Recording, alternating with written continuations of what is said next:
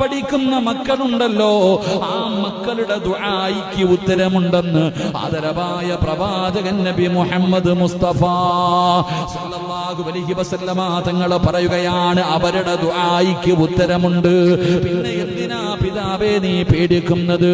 വാപ്പാ, നിന്റെ ജീവിതത്തിൽ പ്രയാസങ്ങളും പ്രതിസന്ധികളും ദുഃഖങ്ങളും ദുരിതങ്ങളും വേദനകളും പടച്ചവനെ ജീവിതത്തിലേക്ക് കടന്നു വരുമ്പോ അല്ലാഹുവിന്റെ വിശുദ്ധമായ ഖുർആൻ പഠിച്ച മകനെ പിടിച്ചിരുത്തിയിട്ട് മോനെ ദുആ ചെയ്യടാ, ഉമ്മയുടെ രോഗം മാറട്ടെ, വാപ്പയുടെ കച്ചവടത്തിൽ അഭിവൃദ്ധി ഉണ്ടാകട്ടെ, മോനെ സമാധാനമുള്ള ജീവിതം കിട്ടാൻ അല്ലാഹുവിന്റെ മുന്നിൽ ഖുർആൻ ഹൃദയത്തിൽ കൊണ്ട് നടക്കുന്ന നീയൊന്ന് ദുആ ചെയ്യാൻ.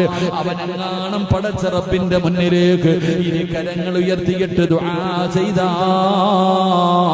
ആ ദുആയ്ക്ക് ഉത്തരമുണ്ടെന്ന് നബി മുഹമ്മദ് മുസ്തഫ സല്ലല്ലാഹു അലൈഹി വസല്ലമ